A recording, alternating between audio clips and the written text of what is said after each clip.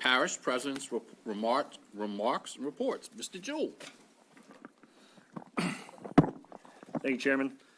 I will go through the report. I'll wait for Alyssa to get it up on the screen here real quick. What's that? Oh, man, let's start the clock on me. You did that, Michelle?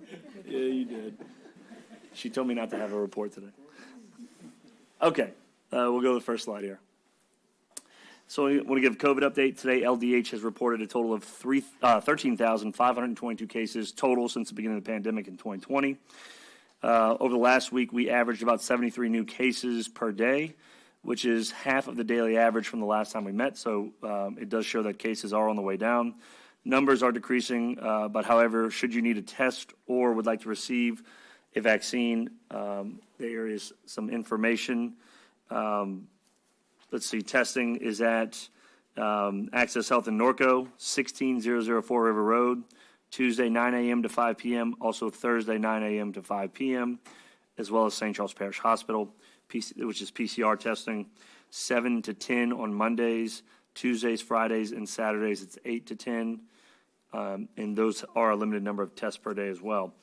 Vaccination information, of course, as always, residents who are interested in receiving the vaccine can visit vaccines.gov for locations nearest you, but pretty much every pharmacy and healthcare provider in St. Charles Parish is administering the vaccine. We'll go on to Public Works. Just give you a brief update of some of the work that's been going on around the parish. This is over on Michael Drive in Willowdale. We were actually addressing a very dangerous curve on Michael Drive and improving drainage in that area by upgrading the size of the culverts. And we will be casting or pouring a catch basin that's going to greatly help cars from going off into the ditch. There's a really steep shoulder in that hard curve. We did some repairs on Trailway Drive. Our crews went out and inspected subsurface and found some issues, so you can see them there digging it up, and we're going to be replacing the culvert and the catch basins there to kind of keep water moving towards the back of Trailway Drive. Crews were out on Ormond Boulevard trimming some of the trees. We've had several reports from school buses that trees were kind of dangerously close to the school buses, as well as complaints from vehicles who were having obstructed views trying to pull out from the streets in Ormond area. So our crews went out there and trimmed some of those trees up. In Turtle Creek, we did some street panel replacement, and you can see where some cracked and broken street panels were replaced. This is kind of the process that we work through, where we take the panel up, we're going to backfill it with limestone, and then they'll come back after that and pour a whole new panel and get those kind of dangerous and deep potholes out of those streets. A part of this project as well will be dressing up the sidewalk and pouring new sidewalk there. Let's see, Destrehan Canal. This is on the discharge side of Destrehan number 2 pump station. You probably saw our equipment if you've taken 310 lately. You've seen our equipment in between there.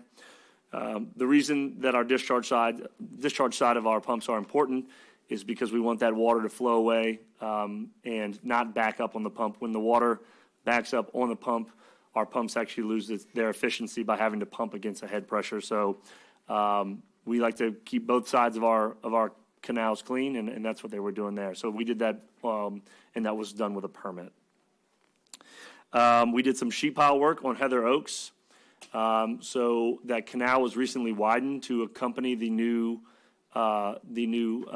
subdivision that's going in there. Our crews went out and put in some sheet piling. If you're familiar with that area, there's a small pump station right by Lakewood School off to the side. So we put some sheet pile in there to kind of prevent scouring along the canal bank there when that pump is turned on. So that'll help keep that canal in good shape. All right. Work is beginning at Wetland Watchers Park. If you're familiar with the issue there, we've had a couple years of spillway openings. We also had that new concrete train trestle that you see there that prevented us from getting in. And what has been happening is that the entrance has been habitually flooded. So our crews are working to build a new earthen levee and widen that entrance, as well as adding a sump pump, and any rain that does collect in there will get pumped out, and that should keep our entrance dry. When we're done that work, we'll utilize a grant from Shell to pour new asphalt on there, making the entrance nice and smooth. And hopefully we'll be able to get school buses back in there so kids can go back there on field trips and enjoy it again. That's also going to allow our crews to get back there more regularly to do maintenance. And we do have some other work planned to dress up the park.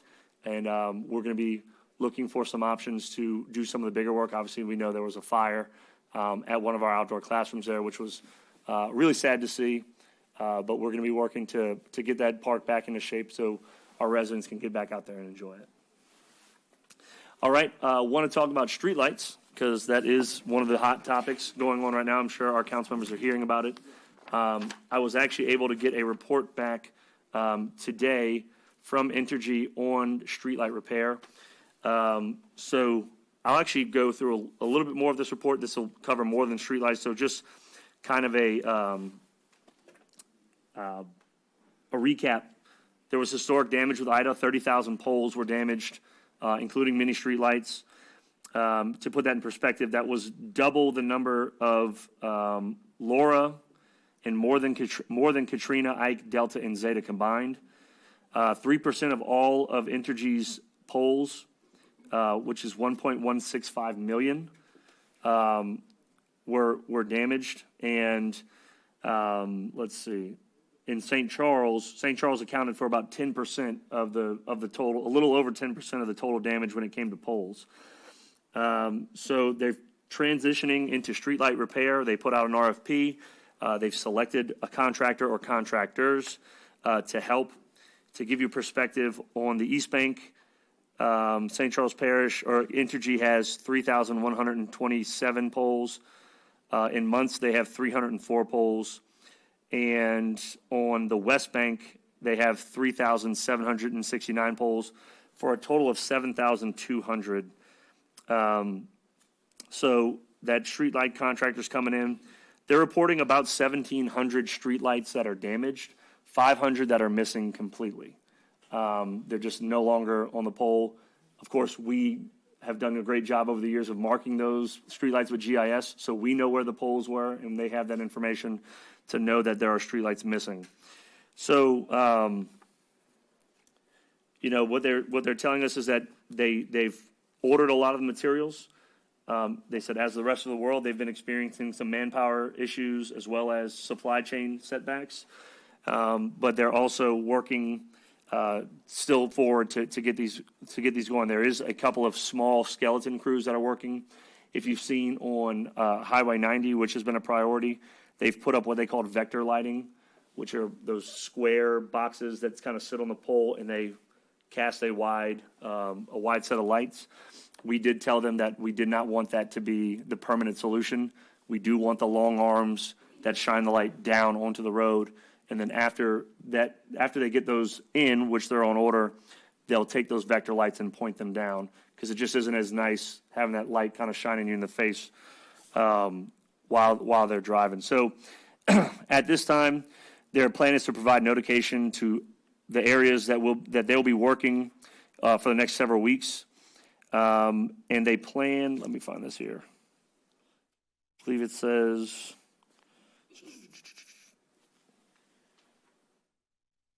by the end of March, they plan to be complete with all their streetlight repairs. So a little less than 2 months to have it all done. So they are planning to come out in full force and get those done. One of the things that a lot of people don't know is that the parish actually pays for streetlights to Entergy. We pay a set rate every month that covers the cost of the electricity, and it covers the cost of Entergy coming out and making repairs to those streetlights. So we kind of pushed and said, we don't have these streetlights. We should be compensated. We should not have to pay. We were credited for the entire month of September, and they are working on credits for us for the months of October, November, and December. And we're going to be getting that money back from what we had to pay.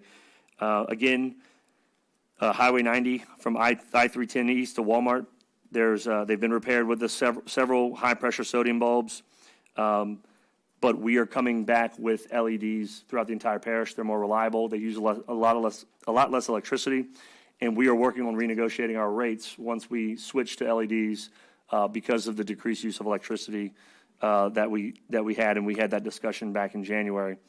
So that's where we are right now on streetlights. We'll go to the next slide. All right, Waterworks. We do have a couple of projects, kind of normal maintenance projects that are still going on. So you can see tanks are being cleaned inside and outside, and they're being repainted just to keep those in great condition.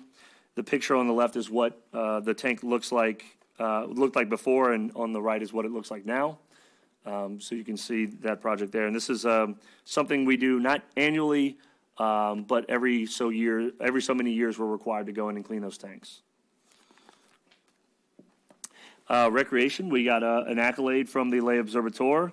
We were voted the best park on the East Bank, or the best park in the river parishes, which was the East Bank Bridge Park, and we are excited about that.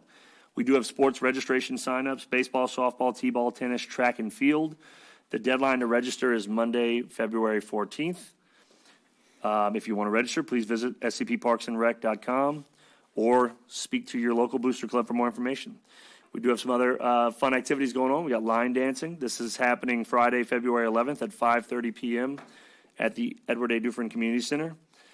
They are requesting a $5 donation be made, and all the money will go to the American Heart Association. So it is the American Heart Association line dancing, and they will have snacks and drink provided there.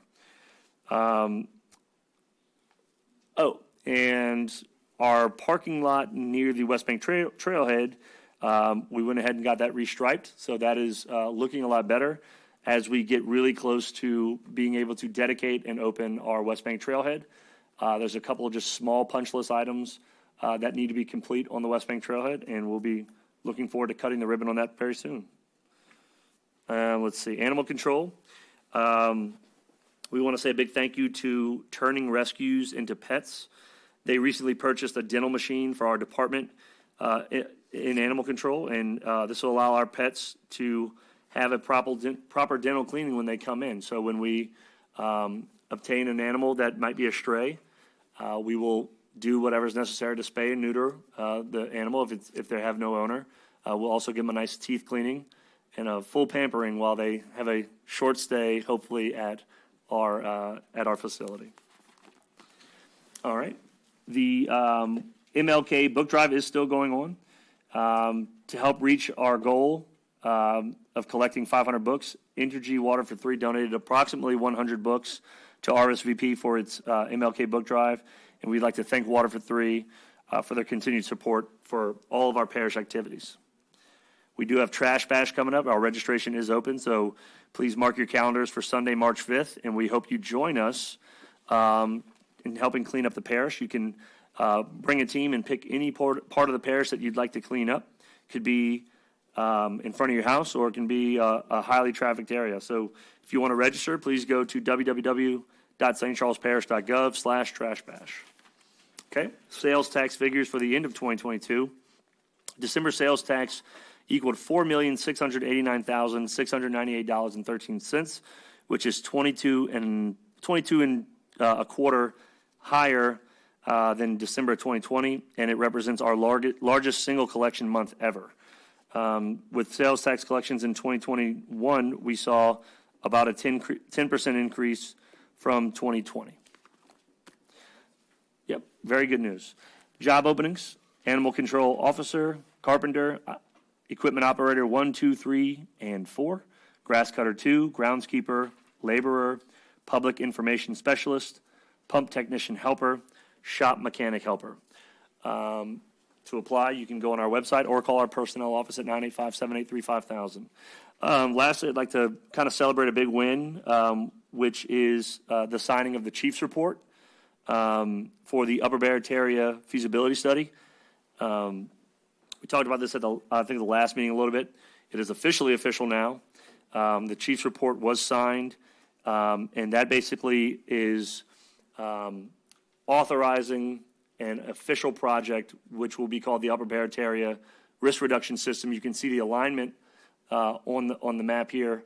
And if that alignment looks funny to you, it's not, because it is the alignment of our St. Charles Parish levy minus what goes into Lafourche Parish. So you can see it starts at the Davis diversion.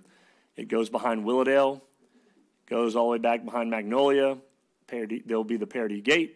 It'll go and follow the Sunset Levee, and then it'll go across Bayou des Allemands with a barge gate.